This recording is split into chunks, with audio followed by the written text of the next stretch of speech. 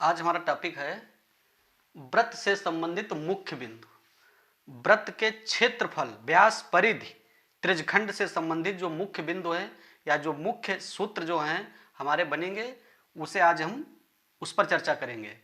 परीक्षाओं में जो प्रश्न पूछे जाते हैं वो इन्हीं टॉपिक से ही पूछे जाते हैं।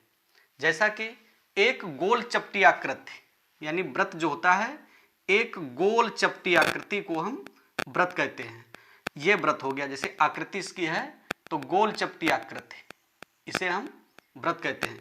और जिस केंद्र बिंदु से हम वृत्त का निर्माण करते हैं, उस केंद्र बिंदु से और वृत्त की परिधि तक जो दूरी होती है, इसे हम त्रिज्या कहते हैं।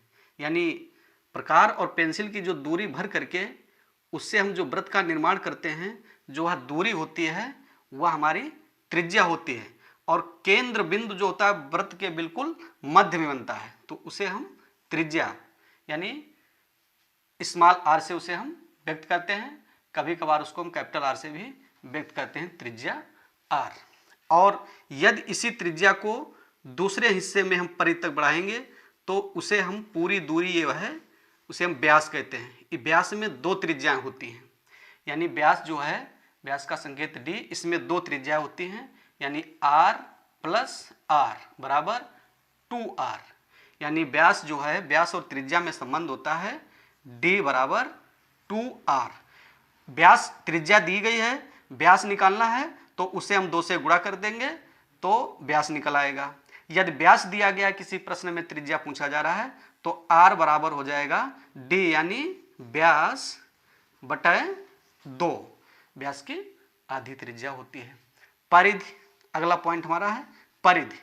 वृत्त का परिधि यानी परिमाप, जिस बिंदु से हम चलना प्रारंभ करेंगे और पूरी आकृति का एक राउंड लेंगे और जिस बिंदु से चले थे उस बिंदु तक आने में जो दूरी चली जाती है, उसे हम उस आकृति की परिधि या परिमाप कहते हैं।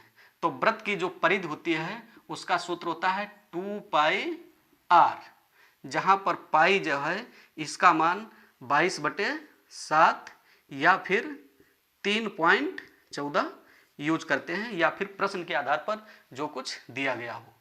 तो वृत्त की जो परिधि होती है वह होती है 2 पाई r। इसी प्रकार से अब अगला टॉपिक है हमारा वृत्त का क्षेत्रफल।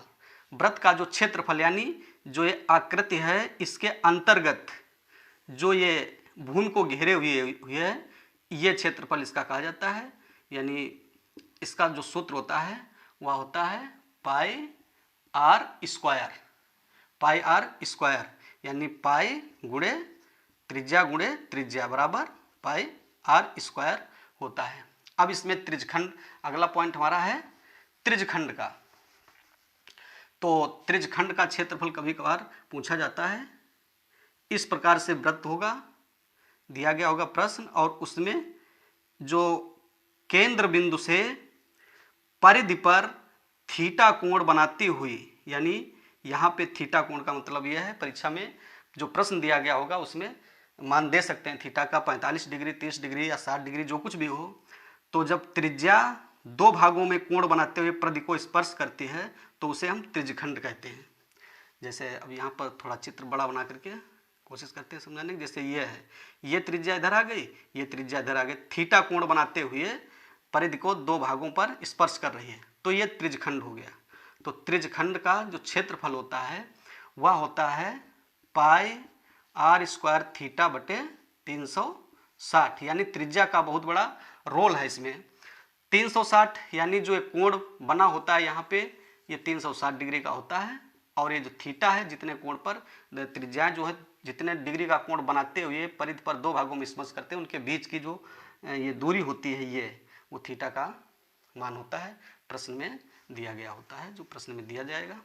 उसके बाद में चाप की लंबाई अगर पूछ देता है, चाप जैसे ये कोण दिया गया है, एक कोण सारी दिया गया, यानी वृत्त दिया गया है, यहीं पर समझाते हैं। ये वृत्त दिया गया है और इसमें ये तो त्रिज्या हो गई या इसका वो बिंदु हो गया, ये चाप की लंबाई होती है। ये कभी कभार क्या होता है, थीटा दे देते हैं, ये मान दे देंगे प्रश्न में, त्रिज्या दे देंगे और पूछ देंगे चाप की लंबाई ज्ञात कीजिए। तो चाप की लंबाई L बराबर होता है पाई आर थीटा बटा 180 डिग्री, यानी पाई का मान 22/7 या फिर जो प्रश्न के आधार पर दिया गया होगा उसको हम रख लेते हैं। त्रिज्या यानी केंद्र बिंदु से परिधि तक की दूरी, और थीटा जो ये मान दिया गया होगा, और 180 डिग्री, यहाँ पर 360 डिग्री है, तो यानी चाप की लंबाई जो होती है एल बराबर पाई आर थीटा बटे 180 डिग्री। इस सूत्र से हम चाप की लंबाई निकाल लेंगे। त्रिज्यखंड का क्षेत्रफल इस सूत्र द्वारा निकालेंगे। वृत्त का क्षेत्रफल होता है पाई आर स्क्वायर, और परिधि होती है 2 पाई आर, व्यास होता है 2 गुणे त्रिज्या, त्रिज्या होती है आर। उसके बाद में वृत्तखंड का क्षेत्रफल, वृत्तखंड जैसे ये वृत्त दिया गया है और ये केंद्र बिंदु से ये त्रिज्यखंड बना दिया गया है, और इससे ये जो दूरी सीधी मिली ये जो बना है ये लघु वृत्तखंड होता है। कभी कभार इसका क्षेत्रफल पूछ देते हैं, कभी कभार ये जो बीच में त्रिभुज जैसा बन रहा है इसका सूत्र पूछ देते हैं, इसका मान ज्ञात कीजिए। जैसे ये ओ है, इसको हम ए बी मान लेते हैं। तो वृत्तखंड का क्षेत्रफल जो होगा वह होता है त्रिज्यखंड का क्षेत्रफल। त्रिज्यखंड का क्षेत्रफल होता है, पूरे का हम निकाल लेते हैं, इसका पूरे का पाई आर स्क्वायर थीटा बटे 360 डिग्री।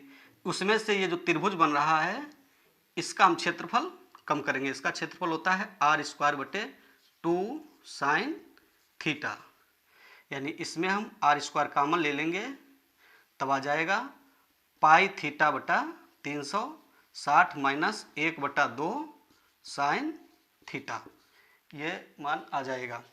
यानी वृत्त खंड का जो क्षेत्रफल होगा ये सूत्र हमारा आ रहा है। अब इसको सीधे सीधे हम लिख देते हैं।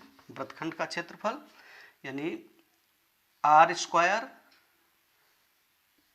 पाई थीटा बटा 360 माइनस 1/2 साइन थीटा यानी जो त्रिज्यखंड पे दिया गया होता है। तो ये वृत्तखंड से संबंधित हमारे यानी सूत्र था ये वाला, वृत्तखंड का क्षेत्रफल, और ये त्रिज्यखंड के चाप की लंबाई दी गई थी, और ये त्रिज्यखंड का क्षेत्रफल। कभी कभार प्रश्न में देते हैं, यानी चाप की लंबाई दे देंगे, चाप की लंबाई दे दी गई और त्रिज्या दे दी गई, तो त्रिज्यखंड का क्षेत्रफल पूछ देता है, तो होता है L इंटू आर, यानी चाप की लंबाई गुणे त्रिज्या बटे 2। तब हम डायरेक्ट में ये भी सूत्र यूज कर सकते हैं। चैनल को हमारे सब्सक्राइब करें, दोस्तों में शेयर करें वीडियो पसंद आ रहा है तो।